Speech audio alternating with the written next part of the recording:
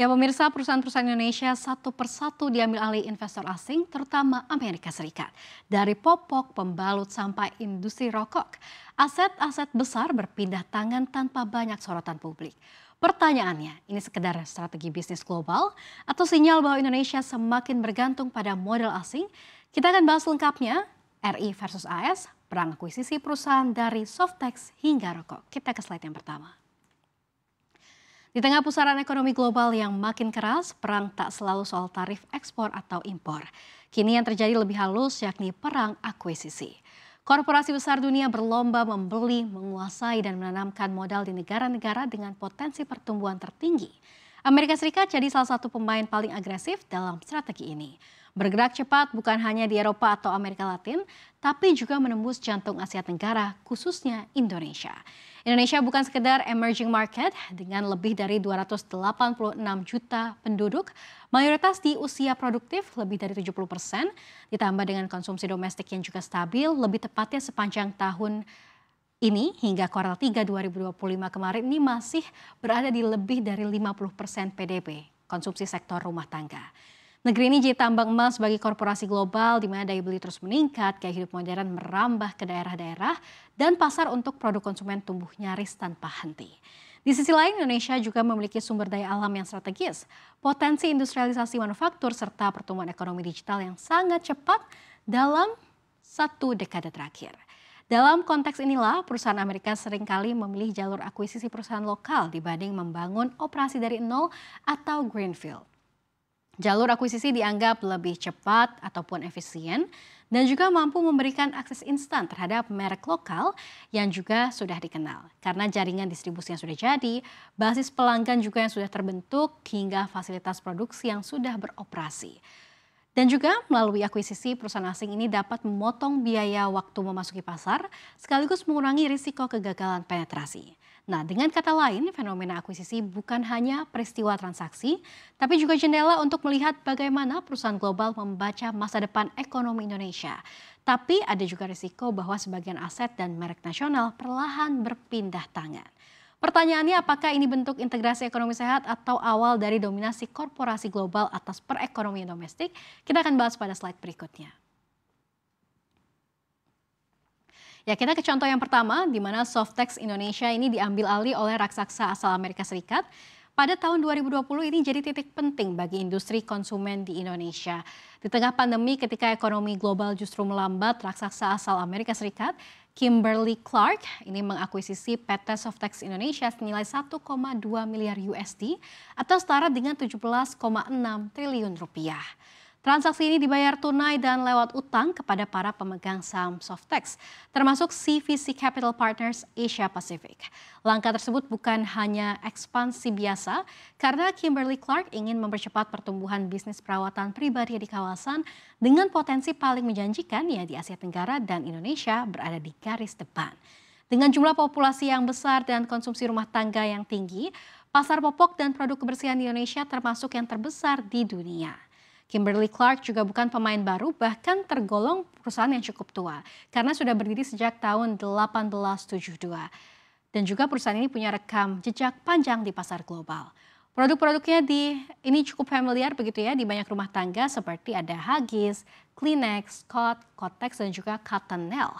Merek-merek yang mendunia dan dijual lebih dari 175 negara. Sahamnya juga tercatat di NYSE dengan kode KMB, membukukan penjualan hingga 18,5 miliar dolar USD, ataupun pencapaian ini juga termasuk akuisisi Softex begitu yang menandai pergeseran penting.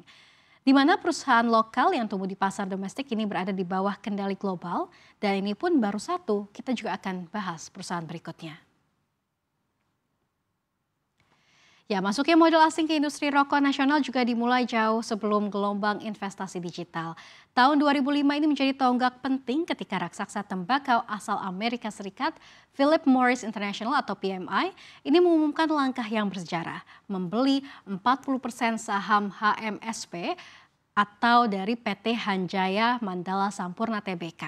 Ini senilai 18,6 triliun rupiah, setara dengan harga sahamnya ini 10.600 per lembar saham. Dari situ, kendali atas salah satu merek legendaris Indonesia ini resmi berpindah tangan.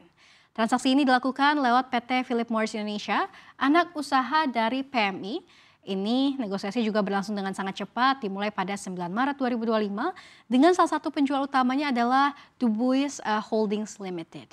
Perusahaan milik Putra Sampurna yang menguasai 17% dari saham HMSP maksud kami.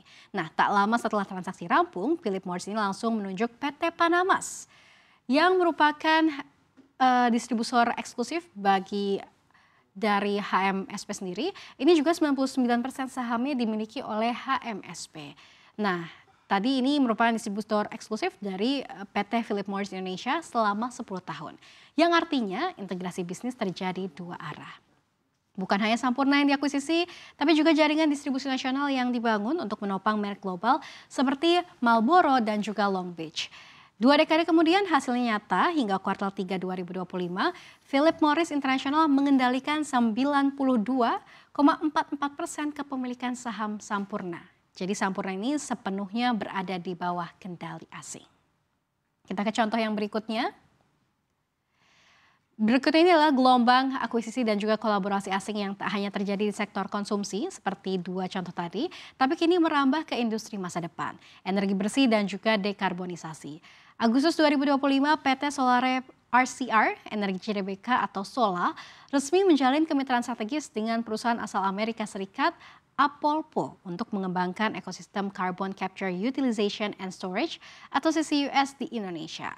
Kolaborasi ini menempatkan Solare sebagai mitra eksklusif dari Apolpo di Indonesia dengan mandat yang besar yakni merancang, mengembangkan, dan mengimplementasikan berbagai inisiatif penangkapan karbon di sektor manufaktur dan juga energi.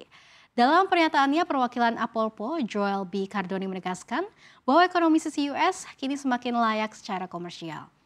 Indonesia dianggap strategis karena punya potensi pasar karbon yang luas, di mana regulasi juga semakin matang dan peluang menjadi hub dekarbonisasi kawasan Asia Tenggara. Tahap awal dari proyek akan fokus pada pemetaan sumber emisi industri, penentuan lokasi penyimpanan karbon, hingga pembangunan infrastruktur dan jaringan transportasi CO2. Bagi Solare, ini merupakan langkah transformasi dan dari perusahaan energi konvensional menuju pemain baru di industri karbon global. Tapi bagi Indonesia, langkah ini membuka 2 babak sekaligus. Peluang besar investasi hijau dan tantangan baru dalam penguasaan teknologi transisi energi. Karena meskipun potensi pasar karbon nasional bisa menembus $3 miliar hingga 2035, pertanyaannya tetap sama, siapa yang akan menguasai teknologi kuncinya? Perusahaan lokal atau mitra asing yang lebih dulu siap secara modal dan inovasi? Karena secara global sendiri nilai pasar CCUS diproyeksikan mencapai 17,5 dolar Amerika Serikat pada tahun 2035 begitu. 17,5 miliar dolar pada tahun 2030. Nah, tumbuh juga hampir 20% per tahunnya, didorong target net zero dan kebijakan iklim dunia. Jika Indonesia bisa memainkan peran aktif, bukan sekedar menjadi lokasi proyek, tapi juga pemilik teknologi dan pusat inovasi, kemitraan seperti Solare Apolpo ini bisa jadi batu loncatan menuju kedaulatan energi hijau nasional. Namun jika tidak, sejarah perang akuisisi ini hanya akan bergeser dari bentuk popok, rokok, kini ke karbon dan juga energi masa depan. Kita ke contoh yang terakhir. Nah, jika 3 contoh sebelumnya tadi menyoroti masuknya modal asing ke Indonesia, kisah MNC Capital Indonesia Tbk atau BCAP ini justru kebalikannya. Awal 2021 ini perusahaan MNC Capital resmi mengambil alih mayoritas saham Auerbach Grayson and Company LLC atau AGCO, di mana perusahaan broker asal New York, Amerika Serikat. Lewat langkah ini Indonesia tak lagi jadi hanya pasar investasi, tapi ikut menjadi pemain di jantung pasar modal global. Eksekutif Chairman MNC Group Haritanu Sudibjo ini menyebut akuisisi ini sebagai strategi ekspansi untuk memperkuat posisi MNC Sekuritas di level internasional. Dari perdagangan saham, pasar utang hingga investment banking dan juga riset global. Dengan menguasai AGCO, MNC Sekuritas kini bisa langsung menjembatani transaksi antara investor institusi Amerika Serikat dan juga perusahaan Indonesia, membuka akses ke komunitas investasi di Amerika Serikat, Inggris, dan juga Eropa. AGCO sendiri bukan pemain kecil, broker yang sudah berdiri di puluhan tahun ini memiliki jaringan di 125 negara. Bekerja sama dengan bank dan juga broker lokal di berbagai bursa dunia. Perusahaan ini dikenal karena riset ekuitasnya yang luas dan juga kemampuan mengeksekusi transaksi lintas pasar untuk investor institusional Amerika Serikat. Nah, kini lewat entitas anak dari Winfly Ltd, MNC Capital ini resmi menjadi pemegang saham pengendali AGCO dengan David Grayson atau co-founder AGCO tetap bertahan sebagai mitra strategis. Akuisisi ini juga tak sekedar memperluas jangkauan bisnis, tapi juga simbol bahwa Indonesia punya kapasitas menembus pasar keuangan global dengan aset dan strategi sendiri. Di tengah derasnya arus modal asing masuk, langkah MNC Capital ini menunjukkan perusahaan Indonesia pun bisa balik menyerang, membawa modal, keahlian, dan ambisi ke pusat finansial dunia. Sebuah babak baru dalam perang akuisisi yang kali ini giliran Indonesia yang membeli Amerika. Ya pemirsa, setelah menelusuri 2 dan bahkan 4 contoh besar tadi, satu hal terasa jelas. Indonesia bukan kekurangan potensi tapi kekurangan strategi untuk mempertahankan kendali industri nasional. Ketika brand kita jatuh ke tangan asing, rantai nilai ikut keluar dan posisi tawar kita makin lemah. Perang akuisisi ini tidak bising tapi nyata dan berlanjut. Pertanyaannya, apakah kita siap jadi pemain atau hanya pasar yang terus dibeli?